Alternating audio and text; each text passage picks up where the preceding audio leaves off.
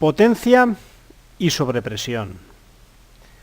Un quemador, en función de su regulación, proporcionará una presión de inyección que podrá suministrar un intervalo amplio de potencia. Así, un mismo quemador, como hemos visto en el vídeo anterior, puede atender un intervalo amplio de potencia. Tendrá una potencia de combustión distinta en función de la presión de inyección, de la presión en salida de la rampa del quemador. Y estará limitado por la sobrepresión que puede vencer, la sobrepresión que se genera en la cámara de combustión. Curvas de sobrepresión. En primer lugar, se deberá seleccionar que el quemador es adecuado. Esto es, que puede satisfacer una presión, y aquí vemos distintas curvas de presión de distintos modelos de quemador, con alturas distintas, ciertamente todas bastante altas de esta gama de quemadores. Disponen de turbinas, por lo que vemos, que pueden vencer hasta 5 milibares. Entonces vemos que se solapan las curvas, y cuando un quemador, su punto de trabajo se ha quedado fuera de su curva, se debe de ir a una curva superior. Tengamos un quemador que precisemos 50 kilovatios y 2 milibares, vencer una sobrepresión en la cámara de combustión de 2 milibares, pues el modelo 200 no sería adecuado, deberemos de irnos al 140. Los dos podrían por potencia, pero uno sí que su punto de trabajo queda dentro de la curva de trabajo y por tanto es adecuado. Entonces, cuando un quemador tiene que vencer una sobrepresión muy alta, pues hay que comprobar que la curva de trabajo, que el punto de trabajo queda dentro de las prestaciones que puede dar el quemador. Ejemplo de selección de quemador. Tengamos una potencia de combustión necesaria de 600 kilovatios y ese quemador tiene que vencer una sobrepresión de la cámara de combustión, que este dato lo buscaremos en el catálogo del fabricante de la caldera, de 4 milibar. Entonces miramos 600 kilovatios, 4 milibar, tenemos el punto A. ¿Nos cae dentro de la curva de trabajo del quemador? Bien, pues este quemador es adecuado. Podremos ajustarle una potencia de 600 kilovatios y su turbina será capaz de vencer la sobrepresión de la cámara de combustión. Selección de la rampa del quemador. Las rampas del quemador es un elemento que va a producir una pérdida de presión y en el que vamos a ajustar la presión de salida que va a alimentar el quemador. Normalmente a un quemador se le pueden aplicar varias rampas de gas, debiéndose seleccionar por motivos de regulación la de menor diámetro, siempre que satisfaga la presión necesaria. Así vemos una rampa de diámetro nominal 15 y otra de diámetro nominal 10. Una rampa, la de diámetro nominal 10, que tiene una mayor pérdida de presión, por lo que es necesaria igualdad de potencia, una mayor presión de red.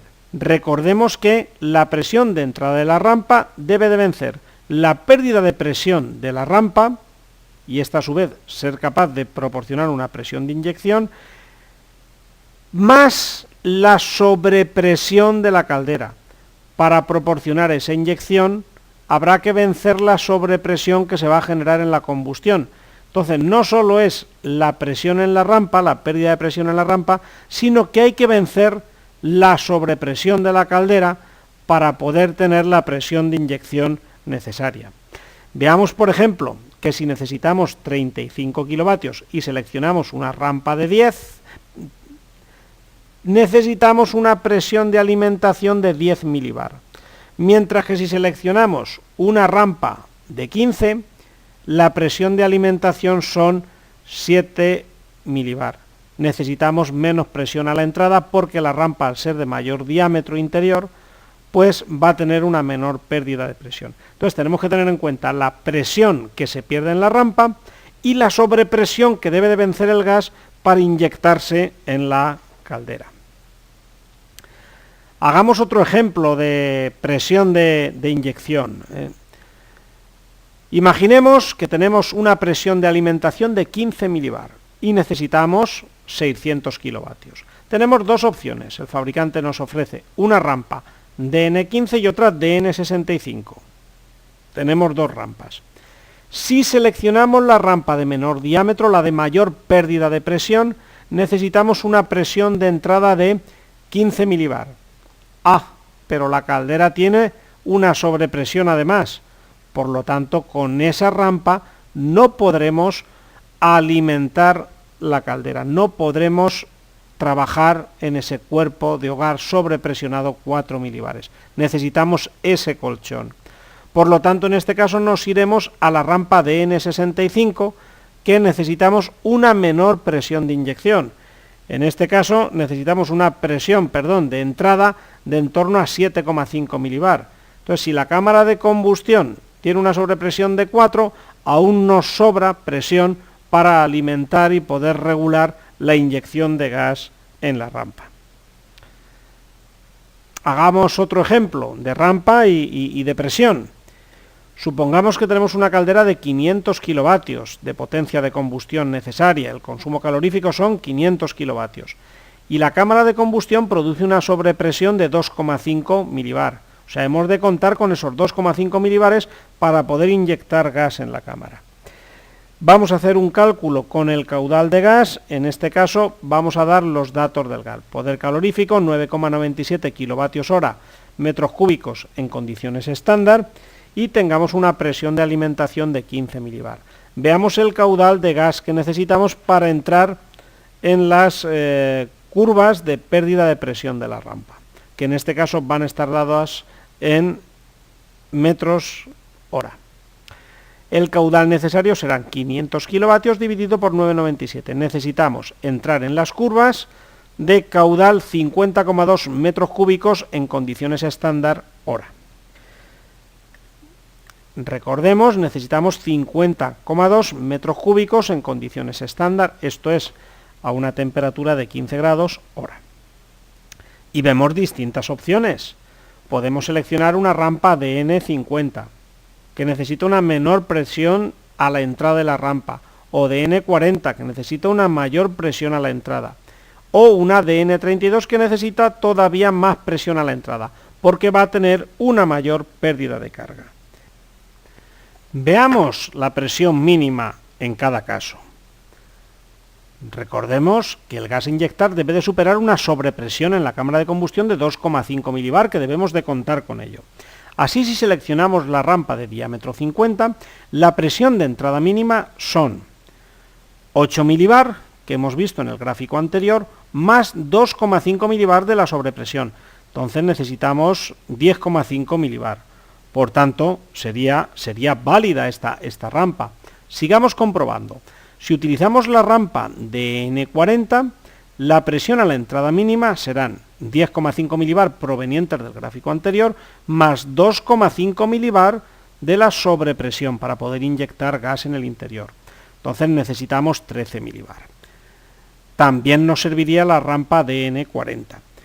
Miraremos la rampa de N32 de menor diámetro y necesitamos una presión de entrada mínima de 15 milibar proveniente del gráfico de la diapositiva anterior, más 2,5 milibar de la sobrepresión de la cámara de combustión. Necesitamos a la entrada de la rampa 17,5 milibar. Por tanto, esta rampa no será válida porque necesitamos más presión de las que tiene la instalación. Recordemos que necesitamos una entrada con 15 milibar. Comprobación de la presión de inyección. Siempre se debe de medir la presión referenciada respecto a la presión de la cámara de combustión. Esto es, empleando un manómetro de presión diferencial con una toma, la positiva, en inyección en el punto 2, y la otra toma, la negativa, la de la presión de referencia, en la cámara de combustión, en la toma para medir la sobrepresión de la cámara de combustión, que suele estar en la mirilla de las calderas. Entonces hay que medir la presión de inyección referente al medio en el cual vas a inyectar, esto es, la cámara de combustión, y así ajustar la presión de inyección convenientemente según los valores que nos indiquen en el manual. Recordemos que los quemadores pues tienen unas curvas de presión, potencia. Bueno, en este caso vemos caudal por el poder calorífico, potencia. Observamos que las curvas con GLP tienen más pendiente. Esto es, cuando aumentamos 1 milibar en GLP, estamos aumentando mucha potencia, estamos introduciendo mucho caudal. Entonces hay que ser más cuidadosos con las regulaciones de los quemadores alimentados con GLP o alimentados con propano respecto a los de gas natural, cuyas curvas son más tendidas.